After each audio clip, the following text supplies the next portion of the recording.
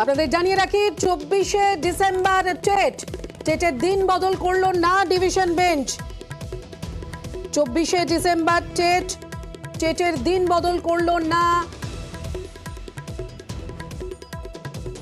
24শে ডিসেম্বরে টেটের নির্দেশ ডিভিশন বেঞ্চের। অর্ণব রয়েছে, অর্ণবের থেকে আরো একটু বিস্তারিত তথ্য নেব। অর্ণব, 24শে ডিসেম্বর যেদিন ব্রিগেডে লক্ষ্যকণ্ঠে গীতাপাঠ, যেখানে মোদি উপস্থিত থাকছেন, সেই দিনই টেটের দিন বদল নিয়ে আবেদন করা হয়েছিল, কিন্তু শেষ পর্যন্ত দিন বদল হলো না।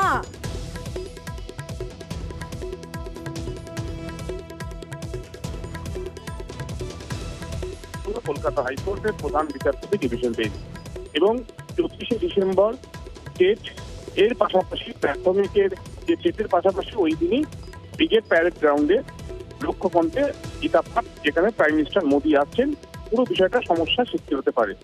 একটি তথ্য এই মামলার মোড় ঘুরিয়ে দিল। যেখানে রাজ্য জুড়ে 773 সেন্টার এই টেট হবে, অর্থাৎ এই পরীক্ষাটি নেওয়া হবে, সেখানে মাত্র 5টি সেন্টার রয়েছে কলকাতার মধ্যে। কাজে কলকাতার মধ্যে 5টা সেন্টারে যদি ওই দিন বিপুল জমায়েত হয় তার একটা এফেক্ট থাকে, কিন্তু তার বাদ দিয়ে বাকি যে জায়গাগুলি রয়েছে, অর্থাৎ প্রায় 700 কাছাকাছি রাজ্য জুড়ে যে সেন্টার রয়েছে, সেখানে তার কোনো প্রভাব থাকছে না। সেক্ষেত্রে কলকাতা পুলিশকে কলকাতার যাতে পরীক্ষার্থী তাদের যাতে কোনো সমস্যা না হয়, যানজট যাতে সেভাবে না হয়, সেটা খতিয়ে দেখার নির্দেশ দেওয়া হয়েছে। এবং একই সঙ্গে পরিবহন দপ্তর তারাও পর্যাপ্ত পদক্ষেপ করবে, যাতে এই সমস্ত পড়ুয়া যারা পরীক্ষার্থী কেটে যারা বসছেন, তাদের গন্তব্যস্থলে বা তাদের পরীক্ষা কেন্দ্রে পৌঁছাতে কোনো সমস্যা না হয়। সব মিলিয়ে এই 24শে ডিসেম্বর হওয়ার কথা ছিল। প্রাথমিক শিক্ষা পর্ষদ যেটা কন্ডাক্ট করছে 2023 সালের ডেট, সেই ডেট নির্ধারিত সূচি মেনে 24শে ডিসেম্বরই হবে। প্রধান বিচারপতি ডিভিশন বেঞ্চের আজকে মামলা খারিজের পর আর কোনো আইনি বাধা রইল না। অর্ণব, সেক্ষেত্রে এই প্রশ্ন তো থেকেই যাচ্ছে যে এই যে কর্মসূচির প্রভাব, এই কর্মসূচির প্রভাব কি পড়বে না, এমনটাই মনে করছে আদালত? দেখো, যে কর্মসূচি রয়েছে লক্ষ্যখণ্ডে গীতা পাঠ, সেক্ষেত্রে ব্রিগেড প্যারেড গ্রাউন্ডমুখী হবে, হয়তো অনেক মানুষ আসবে।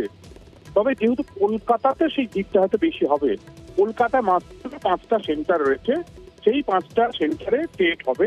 এই 5টা সেন্টারেই পর্যাপ্ত পরিবহন ব্যবস্থা সচল রাখা, যাতে পড়ুয়ারা সেখানে পৌঁছাতে পারে, পরীক্ষার্থীরা পৌঁছাতে পারে, এবং সেই পরীক্ষা কেন্দ্রগুলিকে ঘিরে যাতে কলকাতা পুলিশ যথাযথ ট্রাফিক ব্যবস্থা নিয়ন্ত্রণ করে, সেই পর্যবেক্ষণ রাখা হয়েছে প্রধান বিচারপতি ডিভিশন বেঞ্চের তরফে। কিন্তু এর বাইরে যে রাজ্য যদি 700 কাছাকাছি টেট সেন্টার রয়েছে, সেখানে কিন্তু এত বড় জমায়েতের কোনো প্রভাব পড়বে না বলে আদালত প্রাথমিকভাবে মনে করছে।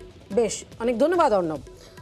অর্থাৎ কলকাতা পুলিশকে যানজটের সমস্যা দূর করতে হবে, পরিবহন দফতরকে পর্যাপ্ত সংখ্যক বাস চালাতে হবে, এবং টেটের দিন সেই কারণে বদল করলো না কলকাতা হাইকোর্ট, এবং কর্মসূচির প্রভাব পড়বে না এমনটাই মনে করছে আদালত। অনেক ধন্যবাদ অর্ণব।